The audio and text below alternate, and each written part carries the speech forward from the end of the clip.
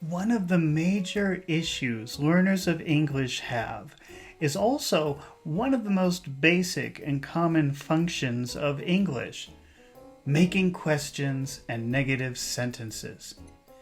That's why most of the fluency exercises on this channel always have a question and negative challenge.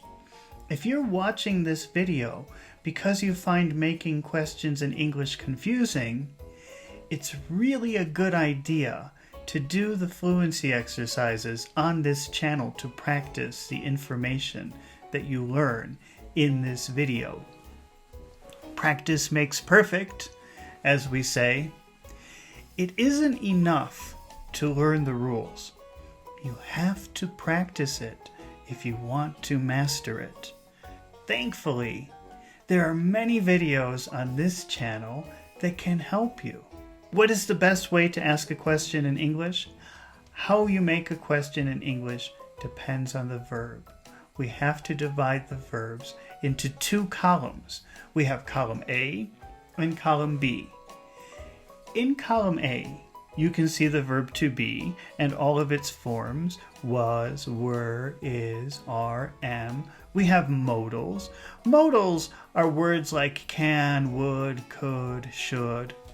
And then we have the verb to have when it is used in a special way, which I will explain later. And in column B, you can see is every other verb, every other situation. So let's look at the difference between how you ask a question with a column A verb versus a column B verb. Here is a sentence. He is tired. Can you identify the verb in that sentence? Is. Now, is this verb is this in column A or column B?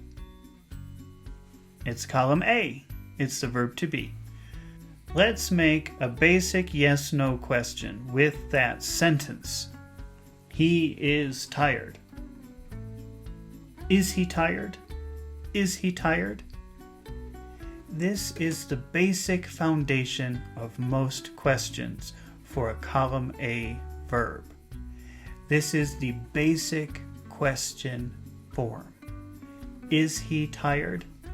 How would you answer no to this question? No, he is not tired. If you have a column A situation, the way that you make a negative sentence is by adding the word not after the column A word. Let's try another example. She will go tomorrow. She will go tomorrow. Can you identify the verb in this sentence? Will go. Will go. Notice this verb has two words. Sometimes verbs can have many words, but when thinking about making questions or negative answers, only the first word is important. No other part of the verb matters. What is the first word in this verb? She will go tomorrow.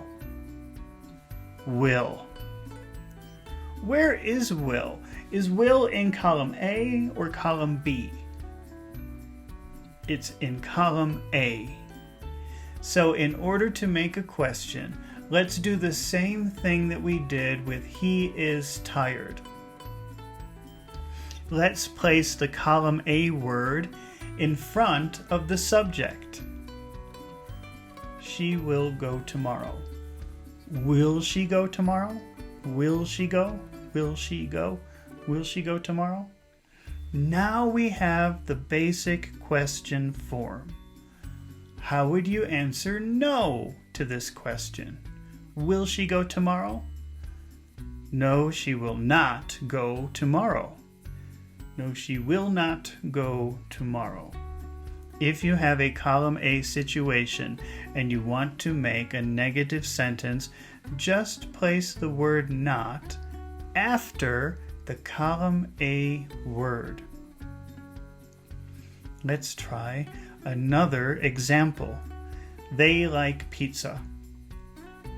Can you identify the verb in that sentence? They like pizza. Like. Is the verb in column A or column B? Well, it's not the verb to be. It's not is, was, were, am, are. It's not a modal. Would, could, should, may, might. It's not have. So it's column B. It's in the column B section. How would you make a basic yes-no question with the sentence, they like pizza? Do they? Do they like pizza? Column B verbs are do verbs. If you want to make a question, you have to use the question word do. How would you answer no to the question, do they like pizza? No, they do not like pizza.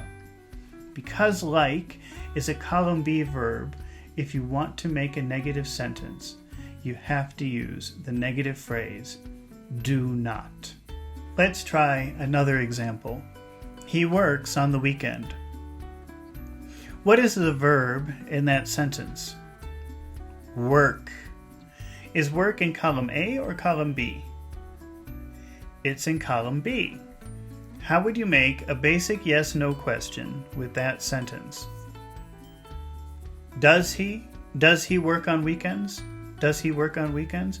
Notice how the S from works, attaches to does. Look at these different forms of the verb to work. Which form of work are we using in this question? Is it number 1, number 2, number 3, number 4? Does he work on weekends? It's number 5. Work is in the number 5 form. It's the infinitive form, but without the word to. So instead of to work, it's just work. So there's no S or anything like that. It's just work. When making a question or a negative with column B verbs, they always take the number 5 form. How would you answer no to the question, does he work on weekends? No, he does not work on weekends. The verb work is in the number 5 form because the negative phrase does not has taken the S. Let's look at another example. We bought a car. What is the verb in this sentence? Bought. Is bought in column A or column B? It's in column B. How would you make a basic yes-no question with we bought a car? Did we buy a car? Did we buy a car? Did we buy a car? What form is the verb buy in? Is it number 1, number 2, number 3, number 4, number 5? It's the number 5 form. It is the verb to buy without the word to. The question word did takes the past from the verb bought, and buy is in the number 5 form. The question form is very important because if you want to make a more interesting question, like what, when, where, why, who, most of the time you have to use this basic question form. Let me show you what I mean. Let's go back to the first example. He is tired. If we want to ask the question how, we have to use the basic question form. How is he? How is he? He's tired. How is he? Not how he is, which is actually a statement because it's not in the question form. Let's look at another example of using the question form to make a more interesting question. We have the question, will she go tomorrow? If we want to ask a when question, we have to use the question form. When will she go? When will she go? This is the question form, not when she will go, when she will go. This is actually a statement. It's a sentence. It's not a question. Let's try a column B example. Here is a basic question. Does he like pizza? If you want to make a what question, you have to use the basic question form. What does he like? This is a question because it is in the question form, not what he likes. This is actually a statement, not a question, because it is not in the question form. Let's try another example. Did we buy a car? Did we buy a car? Now let's make a when question with this basic question. When did we buy a car? This is a question because it is in the question form, not when we bought a car. This is a statement because it is not in the question form. Let's take a look at one more point. Here are 3 sentences. Number 1, Lisa has visited some new clients. Number 2, Lisa has got some new clients. And number 3, Lisa has some new clients. All 3 sentences contain the word have. But in number 1 and number 2, they're different from number 3. In number 1 and number 2, the verb have is used as an auxiliary verb. Auxiliary is just a fancy word for help. In other words, the word to have in number 1 and number 2 help us understand something extra about the main verb. In number 1, have helps us understand the time of the verb. And in number 2, well, who really knows why we have to use the word have in number 2? But it's extra. It's just part of the phrase, but it's not the main part. It's extra. Number 3 is different. In number 3, have actually means have in your hand. It is the true meaning of the word have. Number 1 and number 2 are in column A because they're like helping verbs. They help us understand something extra. But number 3 is in column B because it is the true meaning of have. Let's make a basic question with number 1. Lisa has visited some new clients. Has Lisa visited some new clients? How would you answer no to that question? No, Lisa has not visited some new clients. Let's make a who Lisa visit question. Who has Lisa visited? Who has Lisa visited? Not who Lisa has visited. That's a sentence. That's a statement. This is a question. Who has Lisa visited? That's the question form. Now let's try to do the same sentence with number 3. Lisa has some new clients. Make a basic question with that sentence. Lisa has some new clients. Does Lisa have some new clients? Does Lisa have some new clients? How would you make a negative response? No, Lisa does not have some new clients. How would you make a what question? What have? What does Lisa have? Not what Lisa has. That's not a question. What does Lisa have? That is the question form. These are the fundamental rules for making questions and negative statements in English. There are some exceptions to this, but it is best to master the basic principle before trying to learn the exceptions.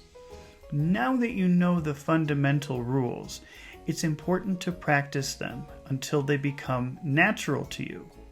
In the description, there is a link to some fluency exercises that practice only making questions and negative answers. Almost all of my fluency exercises include a question and negative challenge because it's such a common problem among learners of English. So I recommend that after you have done these exercises that focus exclusively on questions and negative answers, that you explore my other fluency exercises. The more you do these exercises, The more you improve your listening skills, your accuracy, your pronunciation, and your fluency.